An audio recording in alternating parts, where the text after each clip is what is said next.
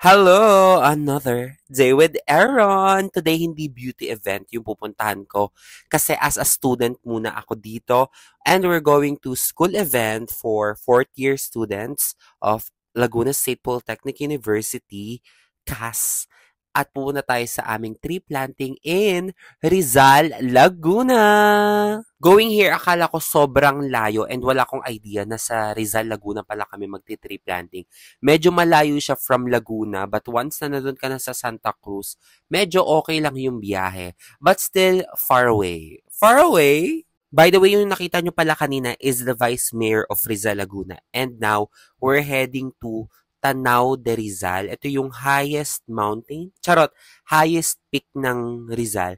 Ang taas nito, promise, and ang hirap niyang puntahan. Medyo pataas, pababa siya. Talagang nasa bundok. Ganun. Sobrang ulan rin ng araw na 'to. Actually, kahapon lang siya, December 10. Pagkarating, siyempre, maulan nga. Ang lakas ng ulan, pero wala namang bagyo. Nagpa-video ako, sabi ko, buksan niyo yung sasakyan. Lalabas ako, talaga. At siyempre, kami-kami ulit yung magkakasama. Mamaya kakain pala kami kasi birthday ni Liit, si Caroline Panes. Yes, birthday niya, December 11. So, happy birthday, di ba? Medyo hindi naman mahaba yung lakarin papunta dun sa pagtataniman ng mga halaman. Ito, acting-acting lang yan kasi hindi ako nagtanim nan. Pero ito, naghihintay kami ng mga pananim at kami na yung magtatanim. Nagbungkal kami at yun, pinasok na namin ang tanim.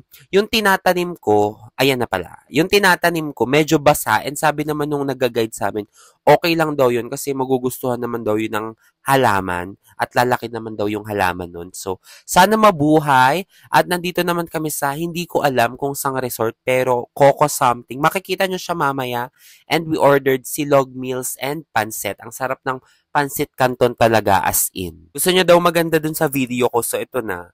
Ito pala yung pangalan ng farm, Cuckoo Farm Private and Public Pool Resort. Resort? Actually, kami lang yung tao dito, so in-upgrade nila yung aming cottage. Ang laki ng cottage nito, pang familia. At ang ganda ng pool as in. Kaso medyo may kalamigan nga lang siya. And hindi siya lasang chlorine. So in fairness naman to that. Ako, I don't know talaga, pero natulog muna ako bago ako mag-swimming. And then, kain-kain ulit kami kasi ang sarap ng food. By the way, ang ganda ng variant ng gumamela na to. I love gumamelas talaga. And nag-swimming na ako for like, siguro good 20 minutes. Ang sarap naman kasi yun yung tubig refreshing kahit na ulan-ulan rin talaga. Oo, no. Well, personally, hindi ako marunong mag-swimming pero na-enjoy kong magtampisaw.